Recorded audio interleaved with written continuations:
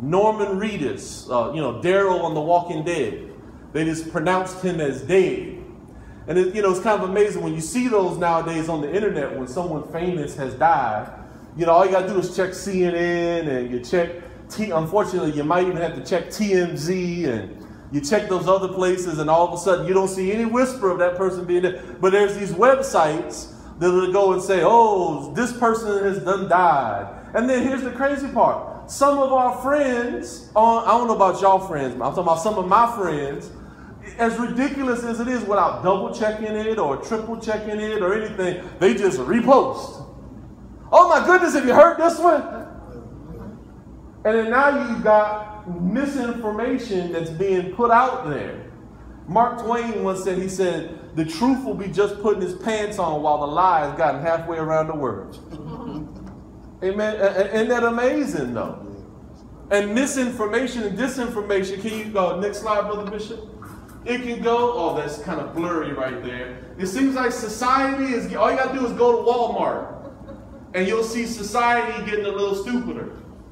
Amen. It seems like stupid is like an epidemic. Next slide, Brother Bishop.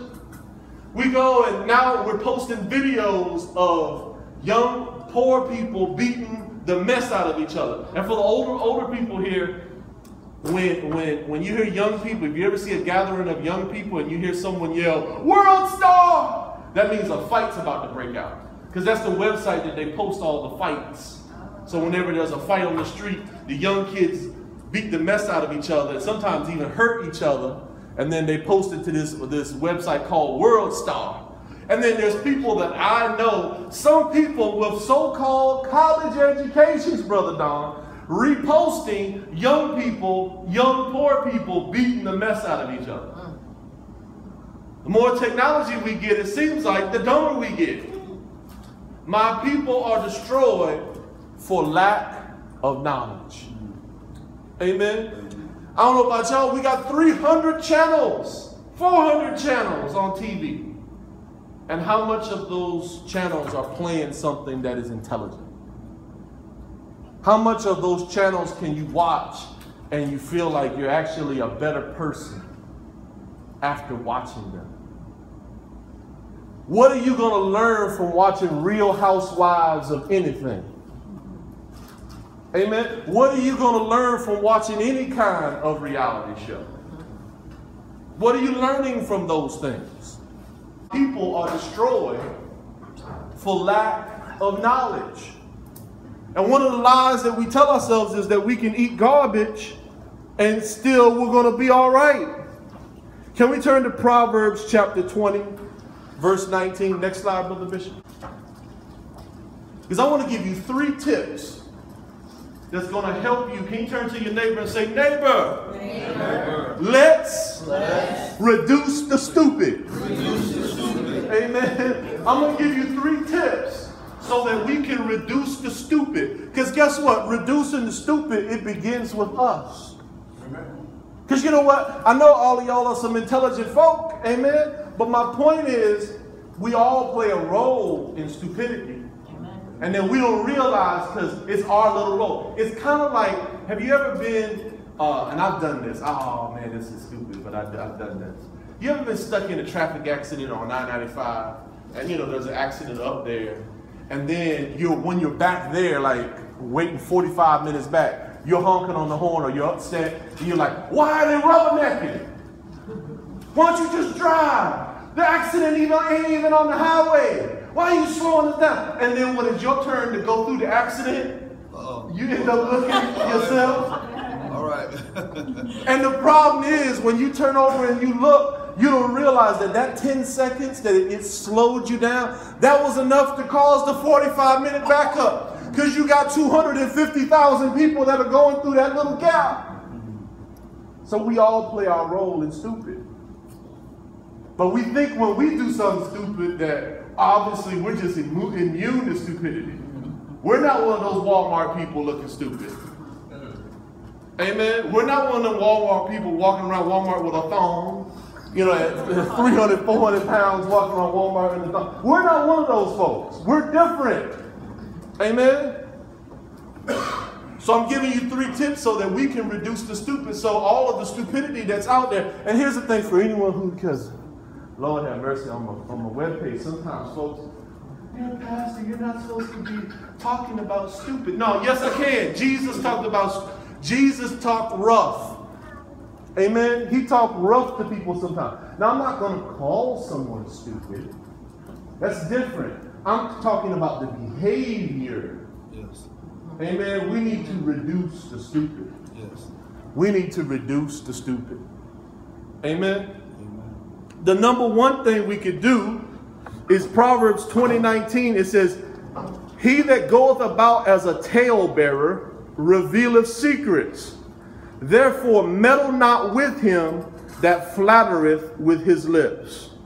But the first part is the part I want you to really get.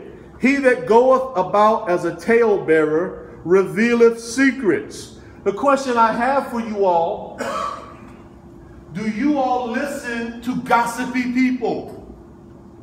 Do you listen to people who are always gossiping and telling stories? Can y'all repeat after me? Those who gossip with you, will gossip about you. Will gossip about you. Amen. Amen. Yes, they will. And and I can tell you, I'm bad about this as well. Because when someone comes to me with gossip, Brother Casey, I do not have the moral courage always to just rebuke them in the name of the Lord. So when people come to me with gossip, I do this little tap dance. Like I'm trying to say, oh, really? Oh. And I'm doing the tap dance because I don't want to engage in the gossip, but there's something about me. Please forgive me. I like information. You know what I'm saying? There's something about me where I'll listen to it. But you have to realize when you listen to bad information, first of all, you only got so many brain cells in your head. And then second of all, when you submit yourself to a bad information source, then you don't realize subconsciously you're carrying around that bad information. I have done this before. I've listened to gossip and then got mad about somebody that I didn't even know. And was I overly rude to the person, Brother Casey? No, but I already kind of developed an opinion before I met the person, and then I kind of got a little short, but then as I'm getting short, I realized I'm being, like the Lord kind of dealt with me like I'm being the evil one. Because then as I'm really talking, I'm like, oh, you ain't that bad. Wait a minute, you're not as bad as I was told that you are. We got to watch. You know what I've done recently on Facebook? When I catch people, there's certain folks, and to be honest with you, Kim and I are one of them, where we have a website and we're trying to publish or push that website. But what me and Kim don't do is we don't spread lies in order to get attention to our website. But there are some people that, as salacious it is, what they do is they're just trying to get hits. So they'll publish anything. There's this brother, he just published that the head star of The Walking Dead just got killed. It's kind of funny, CNN ain't got it. ABC ain't got it. NBC ain't. But it's kind of funny that his peculiar little website is the only one who has that information. And why is he posting that? Because he's trying to get attention. Why do people tell tales? Because they're trying to get attention. At some point, you got to ask yourself, when am I going to stop believing the talebearer? My question is, why are you still listening to talebearers? Why do you still repost stuff? Why don't you check something out before you share it? Because think about this. Can you turn to your neighbor and say, neighbor, God is truth. God is truth. So why do you share a lie? Why do you share a lie? Think about that. Y'all ain't never gonna come back again. Amen. But my point to you is this, is that when you tell a lie, then it causes people, and excuse me, it's not like you're lying, but when you pass upon a lie that was passed on to you, it makes people doubt your credibility. So the question is this, then they begin to doubt, is there, what else you lying about? You lying about Jesus too? What else are you gullible about? You Christians are mighty gullible, ain't you? I went on a historical tour with Don one time, and one of the newspaper people reported that two soldiers got blown up in the air 100 feet in the air, and then they, what is it? 200 feet, and they both landed on their feet, you know. And once you start reporting and you start talking like that, it makes you doubt the historical accuracy of other tales that were told by that particular publication. You got to wonder what is true and what is not true.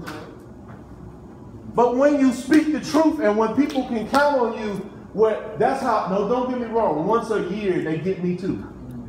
I still post, you know, I get caught up. Like I could be technically wrong about the Norman Reedus thing. Maybe he did die last night or something.